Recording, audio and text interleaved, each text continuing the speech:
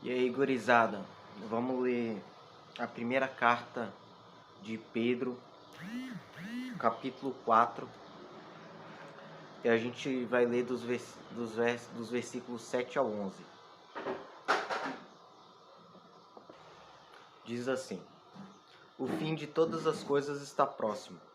Portanto, sejam criteriosos e sóbrios para poderem orar.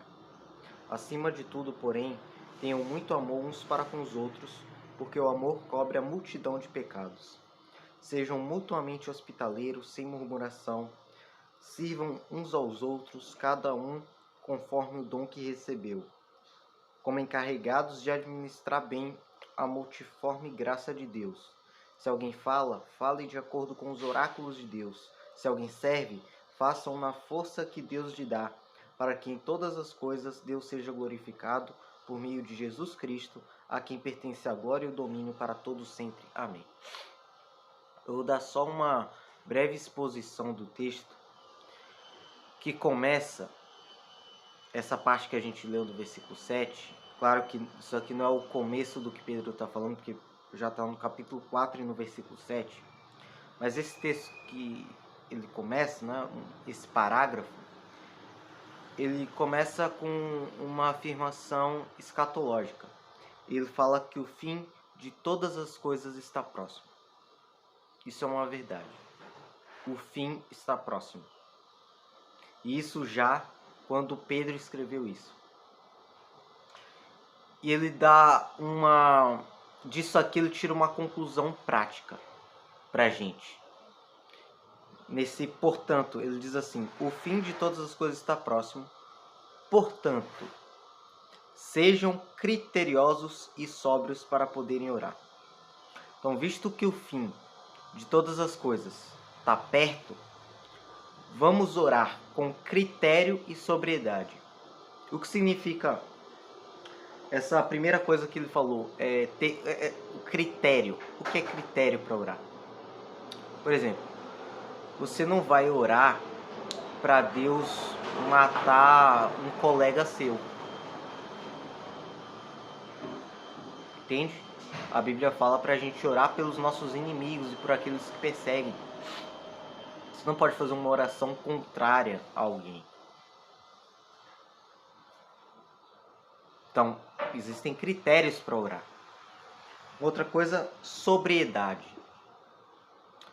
Aquilo que eu tenho que orar, eu não preciso exagerar.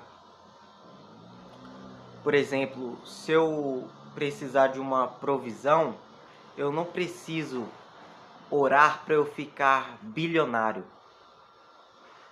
Entende? Tem que ser sóbrio ao orar.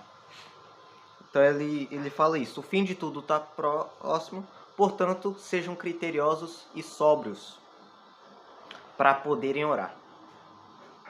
Acima de tudo, porém, tenham muito amor uns para com os outros, porque o amor cobre a multidão de pecados. Então ele dá acima de tudo o que ele falou, acima de qualquer coisa, tenham amor, acima de tudo. Que é algo que Paulo fala lá na primeira carta aos Coríntios. Não é 1 Coríntios capítulo... Vamos começar no capítulo 12, versículo 31. 1 Coríntios 12, 31 em diante, diz assim: Entretanto, procurem com zelo os melhores dons, e eu passo a mostrar-lhes um caminho ainda mais excelente.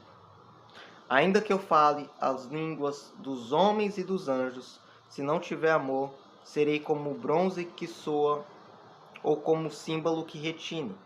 Ainda que eu tenha o dom de profetizar e conheça todos os mistérios e toda a ciência, ainda que eu tenha tamanha fé a ponto de transportar montes, se não tiver amor, nada serei.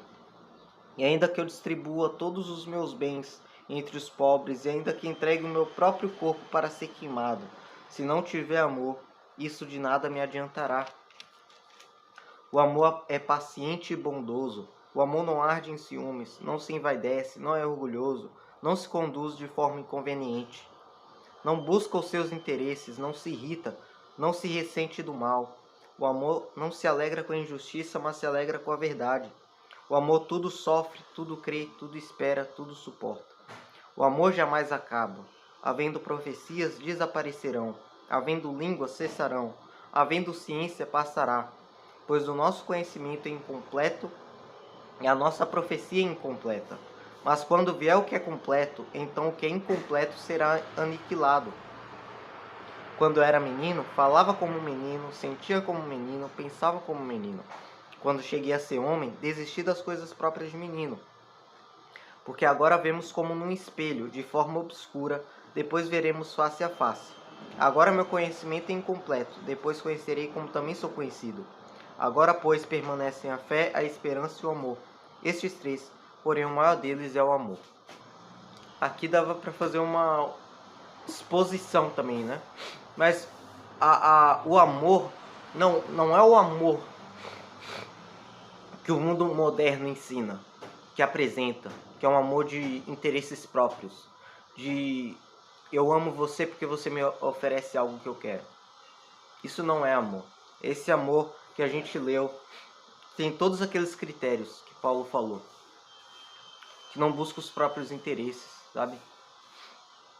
E Pedro, voltando para a carta de Pedro, acima de tudo tem que estar o amor. Paulo estava falando, né, no capítulo 12, ele fala sobre os dons. Depois dele falar dos dons, ele fala: busquem com zelo os melhores dons. E aí ele mostra um caminho mais excelente ainda, como ele fala. E ele fala sobre o amor. Porque acima de tudo, tem que ter o amor.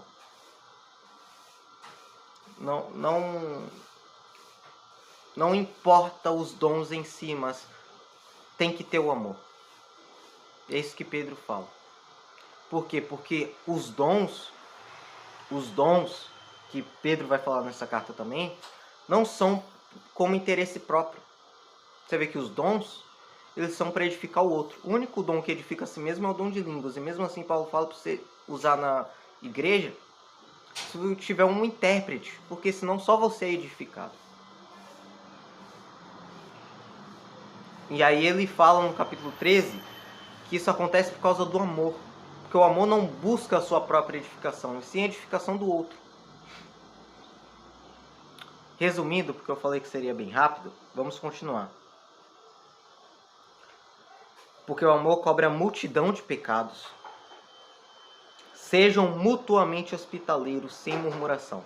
Nessa época aqui, era muito comum pessoas se hospedarem na casa de outras. Por serem peregrinos, eles iam por trabalho ou outra coisa, eles se hospedavam na casa de outras pessoas. Então, e as pessoas elas podiam reclamar: o sujeito ficou aqui, tal, não pagou nada, não ajudou em nada, tal. E Pedro fala: sejam mutuamente hospitaleiros. Ou seja, sejam hospitaleiros um do outro, sem murmuração. Sirvam uns aos outros, cada um conforme o dom que recebeu. E aqui eu conecto com aquilo que a gente leu em 1 Coríntios 13. A gente tem que ter amor acima de tudo. A gente deve ser mutuamente hospitaleiro, sem murmurar. E aí temos que servir uns aos outros, cada um conforme o dom que recebeu. Sirvam-se. O que o texto diz é isso. Sirvam-se de acordo com o dom que vocês pegaram, como encarregados de administrar bem a multiforme graça de Deus, como encarregados de administrar bem a multicor graça de Deus. Se alguém fala, fale de acordo com os oráculos de Deus. Se alguém fala, no caso, se alguém prega, pregue de acordo com os oráculos de Deus. Por exemplo, eu não vou estar num culto e eu vou falar sobre, sei lá, sobre a geopolítica mundial. Poderia falar sobre tantas coisas, sobre como o Brasil está muito mal na fase eliminatória.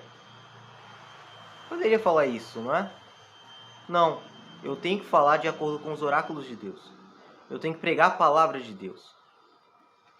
Então, se alguém fale de acordo com os oráculos de Deus. Se alguém serve aqui, ele está falando dos diáconos, faça-o na força que Deus lhe dá. Não seja negligente, ou seja, não faça menos do que a força que Deus te deu. E não use mais do que a força que Deus te deu. Para que em todas as coisas Deus seja glorificado. O fim de tudo, tanto de quem fala, ou seja, tanto de quem prega, quanto de quem serve, a finalidade é para que em todas as coisas, Deus seja glorificado por meio de Jesus Cristo, a quem pertence a glória e o domínio, né, o reino, para todo sempre. Amém. Glória a Deus por essa palavra. Deus abençoe todos vocês. Um beijo.